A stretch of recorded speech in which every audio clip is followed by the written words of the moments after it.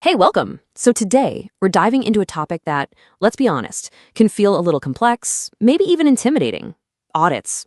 But don't you worry, because we're going to slice right through all that confusion with a really simple but powerful framework that's going to make everything just click. All right, let's just get right into it. When you hear the word audit, what comes to mind? Is it stress? Confusion? That last-minute scramble to find documents? A huge part of that feeling comes from not really knowing who's supposed to do what. Well, today, we are going to fix that for good. And the solution is this really elegant framework I call the three pillars. Seriously, once you get this model, it brings instant clarity to the whole audit process. You'll start seeing it everywhere. It's the key to going from total confusion to total confidence. So here's our game plan for today. First, we're going to cut through what I like to call the audit fog. Then we'll meet our three main players: the auditor, the auditee, and the customer. After that, we'll see how they all connect. And finally, wrap up with why getting these roles right is so critical. Okay, section 1, the audit fog. This is where we set the scene.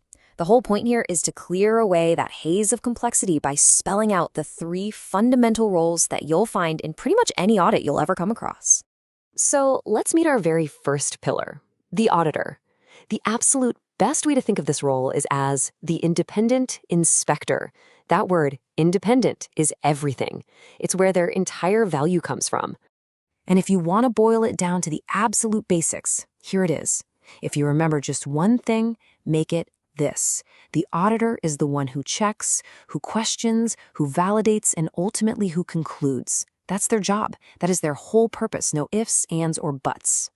Now, to do that job right, an auditor has to have these 5 traits. And these aren't just, nice to haves. Without independence, it's not an audit, it's just a self-review.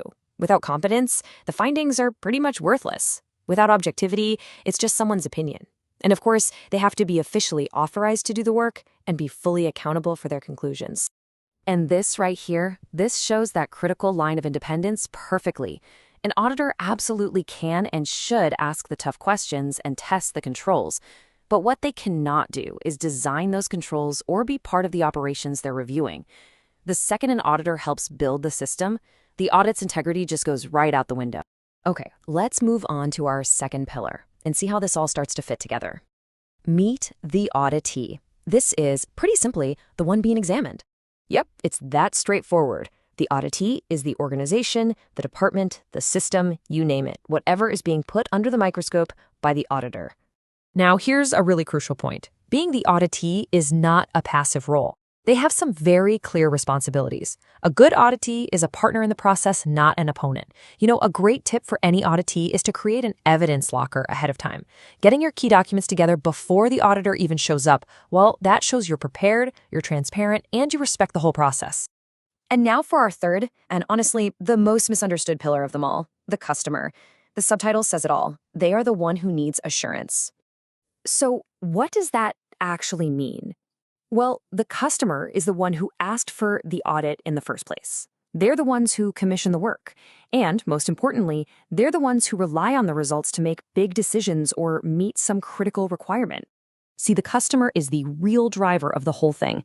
They define why the audit is even happening. They approve what's going to be looked at. They officially appoint the auditor. They review the results. And they've got the final responsibility to make sure any issues actually get fixed. They really own the outcome. And this is a super important distinction to make. The customer is not the auditee. Even if they're inside the same company, like the board of directors could be the customer, while the IT department is the auditee, their roles, their responsibilities, and their viewpoints are completely different. Mixing these two up is a classic, fundamental mistake. All right, so we've met our 3 individual pillars, but they don't just exist on their own. The real magic happens when you see how they interact with each other. That dynamic is what we call the 3-party audit model, and it's basically just our 3 pillars in action. This flow is so much more than just a sequence. It's a system of checks and balances. There's this necessary professional tension here. The customer has to trust the auditor, but also make sure they're competent. The auditor has to be professionally skeptical of the auditee, but still needs their cooperation. It's this whole dance of reliance, scrutiny, and transparency that gives the final report its power and its credibility. Let's make this real.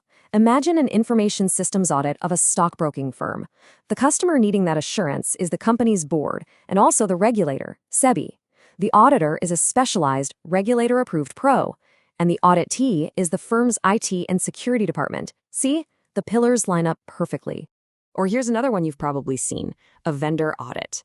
In this case, your organization is the customer. You're the one who needs to know your data is safe. You might use your own internal auditor to do the heavy lifting, and the auditee, the one being examined, is that vendor or SaaS provider. The exact same powerful model applies. So we get the model, but let's get down to the bottom line. Why does this strict separation of roles matter so much? Well, the answer becomes crystal clear when you look at it from a regulator's point of view. When a regulator looks at an audit, what they're really checking is the integrity of the process itself. They are laser-focused on these three things. Was the auditor truly independent? Was the auditee held accountable for their stuff? And did the customer provide proper oversight?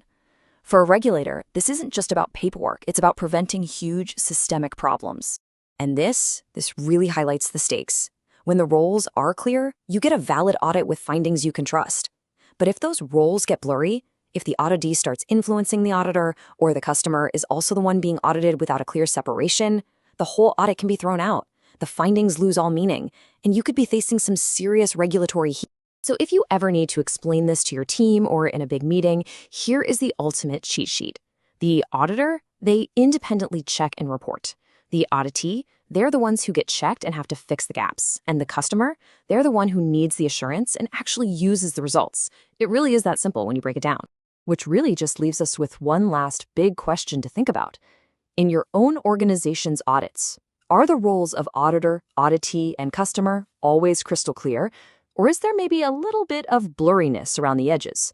Because making sure that clarity is there, well, that's the foundation of every single valid, credible, and truly valuable audit.